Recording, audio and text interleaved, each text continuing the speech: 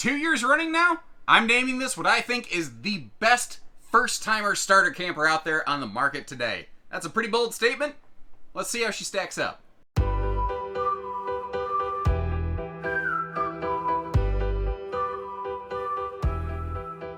Hey everybody, Josh the RV Nerd of Bish's RV here with some updates on the 26BH Go Play.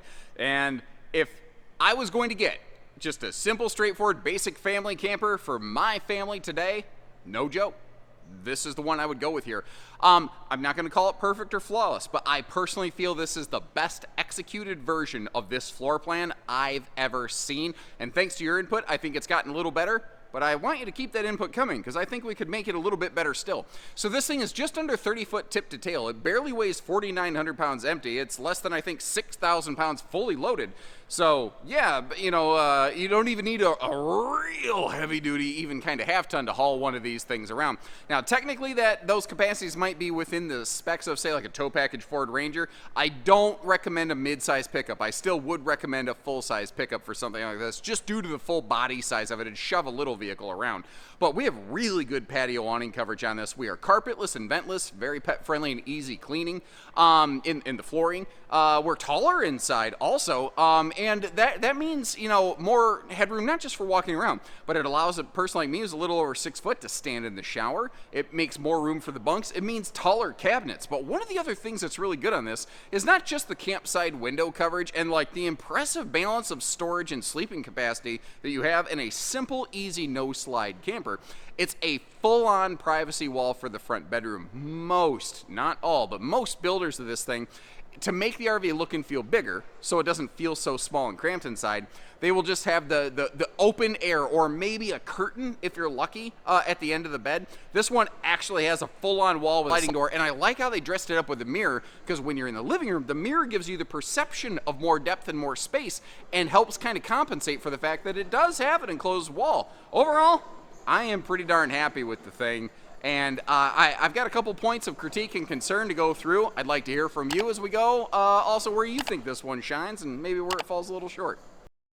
And just to kind of showcase it, we're actually starting at the back, kind of basically standing at the bathroom sink. I don't exactly have my butt in the sink. That would be rude and disgusting, but next to it, certainly. So that you can look over here at the campsite and the front side of the RV, see that privacy wall. Obviously, we have the campsite window coverage here. And I want to just be clear about one thing. I try to be fair about these. Like, I like the power outlet that you see just under the dining table. So if you want to, like, have a phone charger cable sticking just above, you can. But these dinette back cushions need something to hold themselves up. Currently from the factory, there's nothing really there. And I just really feel like that's a bit of an oversight. Now, the campsite window coverage, like, you don't have, like, massive panoramic window coverage. Why is it so dark over here? Oh, hold on. Let there be light.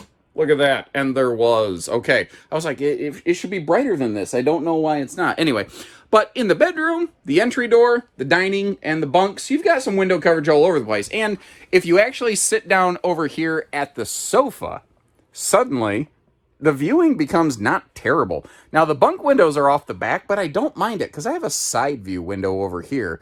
I like that rear, just for like quick, like, what was that sound? Was that a raccoon? Was that a bear? Like, what was that kind of sound? Now, there's nothing but storage under these. There is the little multi-CO detector. I wish that was an open-air shoe garage. I wish that would happen.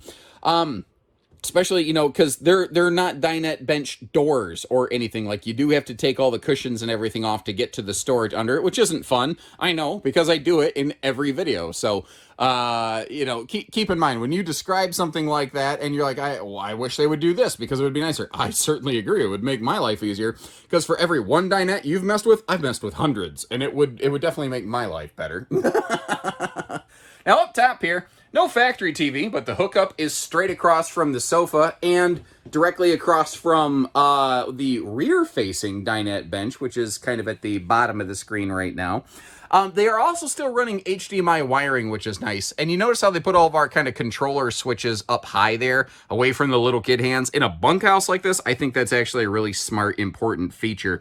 It also has a gas and electric water heater, and we're including a full oven and a microwave and the 12-volt fridge. there's a lot of manufacturers that have been peeling appliances out of the kitchen to save a couple bucks, especially over the last year and a half. And again, the goal behind these was to find ways to reduce cost without reducing features and functions. Now, one of those is we did eliminate options, which I guess you could argue does potentially reduce feature function, but at additional cost. You know, we wanted the base RV to be fully functional. Now, this camper, whoever builds this layout, it doesn't matter. It is definitely lacking in countertop prep space. A fold-up counter extension could be nice, but keep in mind you're right next to the seat over here, so you got to be a little careful with the sizing of it. And I do like with this being stick built, you can put power outlets basically anywhere you want in the walls, which is really, really handy. The decor has been kind of cleaned up versus last year. It looks somewhat similar, but it doesn't, some people felt it looked dirty even when it wasn't. And now you don't really run into that, which is kind of nice. Working our way back here, your double bunks. There is a privacy curtain you can kind of see peeking in the camera frame over on the left. The lower bed, they give us a household outlet and a little phone pocket. The upper bed, they give us a household outlet and a USB set and a pocket. I don't know why they only give USBs to one and not the other. Actually, now that I'm thinking about it, you know what probably wouldn't be hard? If you got I don't know, a drill bit about yay big, went zzz, and then had a USB plug or cable plugged in there that dangled down through the bunk deck into the lower deck, that would be a $0 DIY solution. It's not ideal, but it would be 100% functional and frankly not be a problem whatsoever if you came up with something like that. Over here, this is what's called a split bath, where kind of like half the bathroom is over here in this little mini hallway and half of it's not. Now, I'm right up close and personal because I'm grabbing that bathroom door. I meant to have that open. Apologies.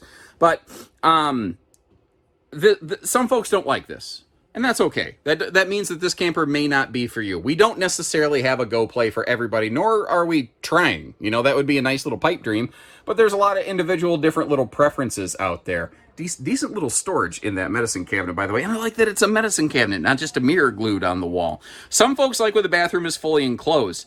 And we do have some floor plans, some brands that do that. But this allows somebody to be in the bathroom, using the toilet, using the shower, while somebody else, one of the other kids, or you or someone could be out here, brushing your teeth, combing your hair, getting ready for bedtime. That's kind of where the double function of this comes into play.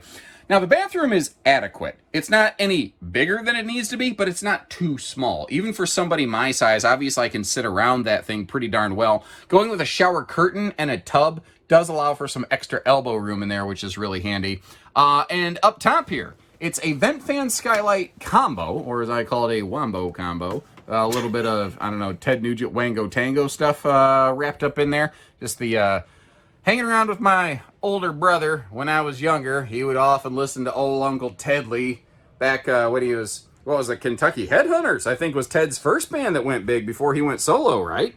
I'm pretty sure that was the case. Anyway, I mentioned how there's storage below these. Well, let's pop on our X-ray goggles, go! And we can take a look inside of there. All the cabinetry, again, is pocket-screwed lumber core. The kitchen actually has a pretty respectable complement of storage. I like that there's a space for a wastebasket. I like that there's triple drawers to the floor. And I also really like how the overhead kitchen cabinetry, they run all the way to that front privacy wall. A lot of brands will stop at door number 2, and they won't go to the extent of doing door number 3.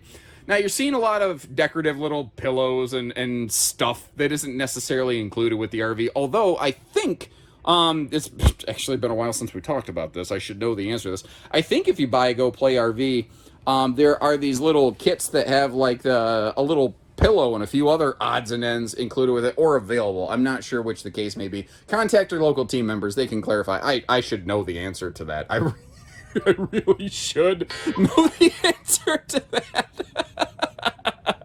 But I don't, and I'm not going to lie about it. I'm not just going to make something up. If I don't know, I don't know. TV hookups in the corner, nothing uncommon there. By the way, there is a central air vent in the ceiling. There is a heat vent on this wall coming off the back of the sofa as well. There's also that charge controller over on the wall now. That is now standard. Last year it was only prep for solar. This year we do have a little bit of solar factory standard on these. It's also very either claustrophobic, CPAP friendly. If you like your arm dangling off the side of the bed or something like that, like it's very good for that. I would get a little chunk of foam or something for the corner of that though, so I'm not getting necessarily stabbed in the shoulder.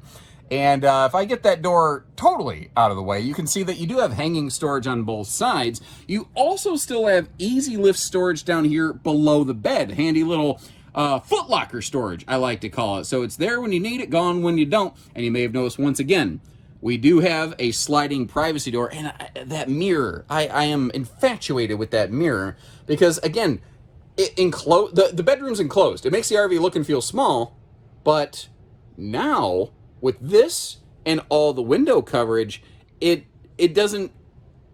not perceived that way, which is something that I like. And simple, easy, no slide RV. No slides means less weight, less cost, less upkeep, less worry, more peace of mind. It also means less living space. So if you like what you see here, but you need more room, take a look at the 26 BHS. It's just basically everything you're looking at here, rearranged slightly. It's the exact same length. It just happens to have a full super slide. And the space, the feeling of it, here, check this out. Let me show you an A-B comparison between no slide and super slide. All right, and I'm standing back here as far as I can in this no slide model, but here's a no slide. And here's a super slide. Just a quick A-B comparison. This is the 26 BHS. And I've already got video out on this one if you want to see the whole thing. But again, we don't necessarily have something for everybody.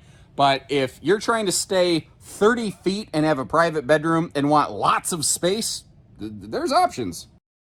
And as we talked about when the video began for towing and going, I think maybe not all necessarily, but a lot of half tons are going to find this within their safe, comfortable capacity right here. Always double check your vehicle against a trailer to make sure it's going to be a safe pairing, but this feels like a very good matchup to me. Let's just start from the front here and work our way down. We are going to begin with a power tongue jack, doing the heavy lifting for you. And if you're a first timer, you may not realize to properly get hitched up with a weight distribution load leveling system, what you actually do is drop the tongue all the way down, and then get it hitched. Well, you drop it down onto the vehicle, and then you extend the tongue all the way up, as you know, within reason, and then you hitch up your load leveling system, and then you drop it down, so then the system accepts the weight. So you're actually cranking it up and down a couple times. Having a power tongue jack doing that for you is really, really nice. Also, the awning coverage on this does not suck. Clears the entry door and then some. It goes from baggage door to baggage door, front to back, man. And what's nice about that, you're stuck inside on a rainy day in a no-slide camper, you're gonna need every inch of space you can get. Having the ability to use all that outside space is really, really handy. Plenty of room down there for picnic tables, all that good stuff. Magnet holdbacks for the baggage doors, big pass-through compartment with the big doors on both sides. There's even a simple level, I don't know why I almost said leveler, simple level of inverter prepped. There we go. There's a wiring bundle way at the top of the pass-through on the opposite side. It's just a white wire with a little orange piece of tape or something on it. That's just where you would cut into that, and that's where you'd wire an inverter into the exchange. And a handful of outlets in the RV could then be live exclusively off battery power. Now keep in mind, if you're doing that, you will deplete your batteries more quickly. Anytime you use an inverter, you immediately at least drain extra 10% power, often more depending on the appliance that you're looking at. It's not an accident down there. You see the little nerd preferred sign. I'm not just saying that. If I were getting a camper for my family of 3 today, we are a one and done household. We had my daughter and said she's got 2 eyes, 10 fingers, 10 toes. That's good enough. We don't want to rock the boat and risk our chances again.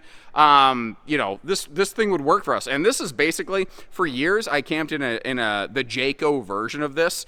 So it's just me looking at getting back into the camper that I used for years. Now, they don't do any sort of camp kitchen right here. What they do is a propane quick connect. I call a cooker hooker because it comes off the side. Remember when the gas comes out the backside, then it transforms into the propanus. But the number one question I get on camp kitchens is, can I get it without that and just get the storage? Well, I kind of like that we're not shoehorning you into that here. If you want to add a griddle, it's ready for that stuff, and we gave you a storage space to do it.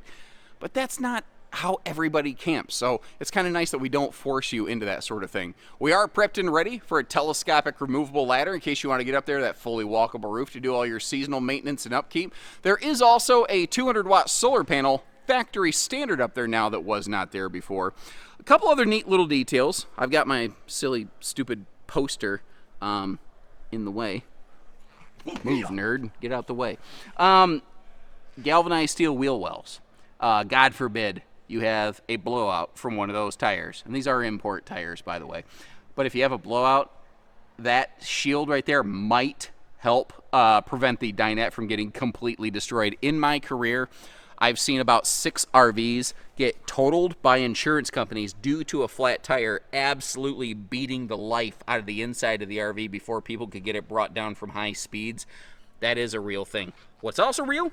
That belly is really forced air heated. So thanks again for tuning in. In case you're curious, you can get one of these either at or shipped to any Bish's RV location, which is kind of nice. The biggest problem that we've had with these is that we get them batch produced by our manufacturer who's fulfilling these for us, and we order big batch runs in between other things that they're doing, and that really helps them because they don't have to lay their people off, they don't have to slow down production, they can keep moving.